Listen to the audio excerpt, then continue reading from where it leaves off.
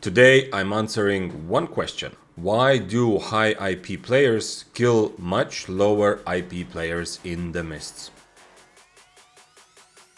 Towards the end of the video, I will give you some pointers on what to do about this reality. But for now, I just want to be clear that I'm not saying it's good, I'm not saying it's bad, I'm just presenting to you the MISTS in the way that they currently are, so that you can play them based on an accurate understanding of the situation. Reason number one. You as a lower IP player are actually a threat. Most low IP players are very much willing to take part in PvP as a rat. If they see higher IP players with better gear in a fight amongst each other and see a good opportunity to step in and nab one or two of the kills, they will do it. And this is specifically true because a lot of lower IP players are actually experienced and can be really good at the game. Not everybody runs around in high-end sets even after thousands of hours of PvP experience, because some people, despite being really good, enjoy having more people to fight with, enjoy doing 0 to heroes or just trying out new sets and so on and so forth. And so despite having a low IP set, a lot of players can actually be a legitimate threat to somebody much higher as soon as that higher IP player gets into a fight or gets into any kind of an unfortunate situation. Now, if you're listening to this and thinking, well, okay, sure, but I personally am absolutely not a threat to anyone. I just came here to, farm, or I'm just completely a beginner and I just want to get some understanding of the game and I just keep getting killed, then it is unfortunate indeed, but understand that part of the way the MISTS are set up is that nobody knows who you are. Nobody will ever know that you have this inner moral compass that tells you to never rat, or that you legitimately installed the game 3 days ago and are just trying to understand how your weapon works. And because nobody knows that, I think you're starting to understand it is much safer and makes sense for that high RP player, if they can and if it doesn't take too much effort, to just eliminate any small threats as they go about their way in the MISTS. On top of the classical ratting as a third party, it is also very common to team up in the MISTS against higher IP players, and this is something that anyone who's ever gone to MISTS in 8.3 has for sure experienced. People follow you for a while to hope to find somebody else interested in teaming up and then try to take you down together.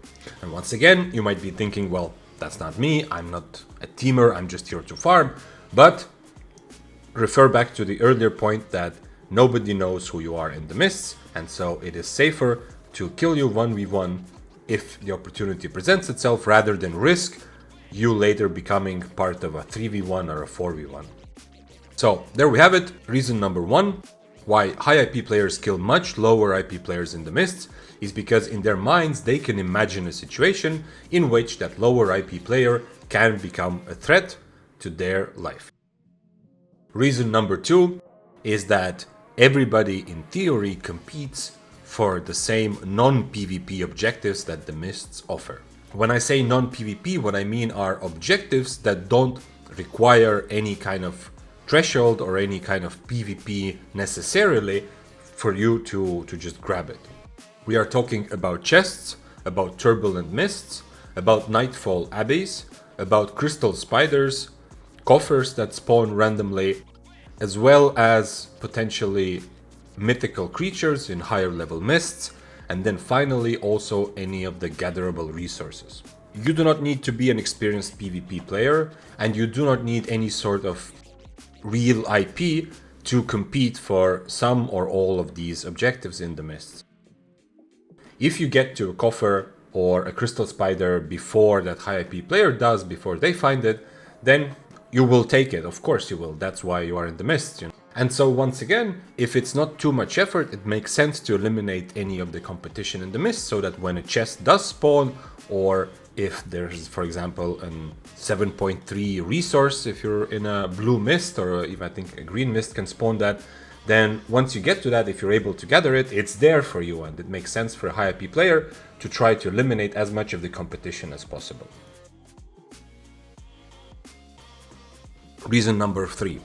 why high IP players kill much lower IP players in the MISTS, even when it's obviously not a fair fight, is because that lower IP player is a loot box. It's fun to not know what's going to happen and what you are going to get in the MISTS. In fact, that's why most of us like video games. That's why Albion is fun, and specifically chests make you feel good. You never really know. I don't remember the last time I got a really good legendary chest, but I'm still opening them with the hopes and excitement that maybe I'll get something really special. And the same thing applies to low IP players.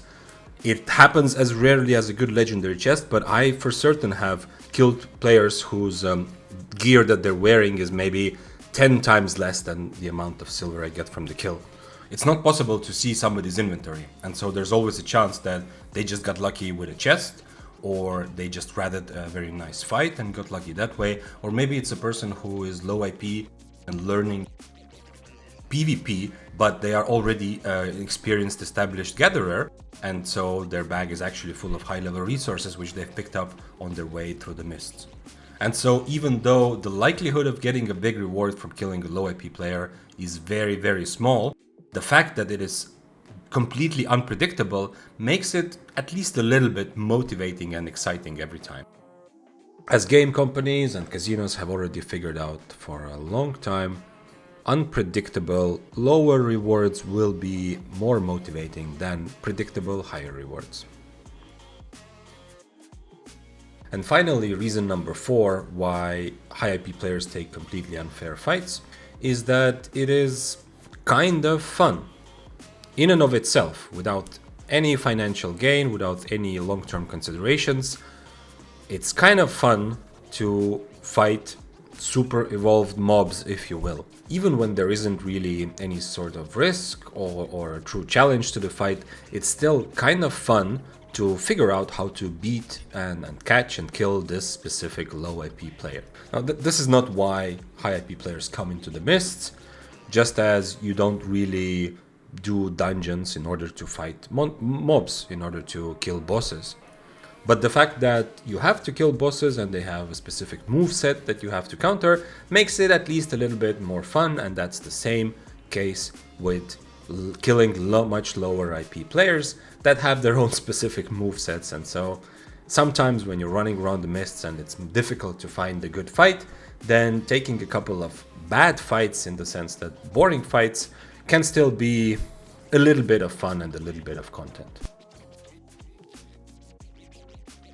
In conclusion, regardless of how low IP is your set, even if you are just trying to fame farm, even if you are completely inexperienced, to somebody else who does not know you personally, you are, number 1, a threat, number 2, competition for objectives, number 3, a loot box, and number 4, content.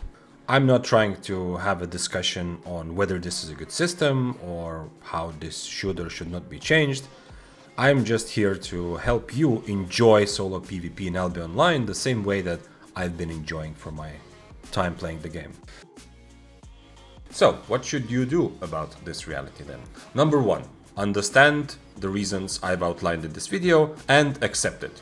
Just accept that this is the way it is. Maybe this one's simple for you, maybe not, but for sure the faster you can completely accept that you will get repeatedly by players against whom you don't really have a meaningful chance to fight back, the faster you will begin your road towards becoming better and really enjoying your time on that road as well. Step number 2 is to learn survival in the mists. I'm going to be making videos on this later, but as a general idea, you need to treat surviving as a skill and begin to improve your awareness of the situation you're in, your understanding of what to do, where to go, and the limitations of your specific build. And step number 3 is to overcome your panic reflex.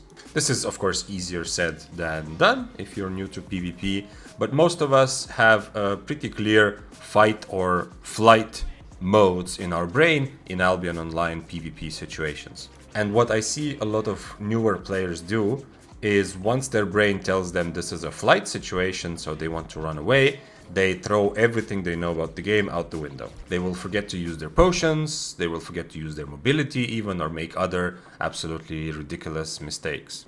However, often the best way to get away from a higher IP player is not just run for the exit and avoid doing any damage to them at all costs, but to just use your toolkit to slow them, kite them, and just get out of the fight so that you can mount up and resume your life. The best way to overcome this panic reflex is just to get ganked a bunch of times and probably die most of them. Not on purpose, but that is the road to overcoming this fight or flight and becoming more calm and collected in the future situations where you do get ganked. And finally, step 4 is to have a bigger goal or purpose for your time in Albion. It is very easy to not get hung up on any specific death if you have some sort of bigger goal that you're working towards. For many people, this is making a certain amount of silver. It could be just simply getting really good at playing a specific set in PvP, fame farming even, whatever it is that motivates you the most or gives you excitement in the game. Make it into a more conscious goal for yourself, since Albion is sandbox and doesn't really give you any quests. Make one for yourself so that all the little setbacks and every time you die will just be a tiny blip on the road to whatever you want to get out of the game. Don't forget to have fun in the game, subscribe to my channel, and enjoy your life. Bye.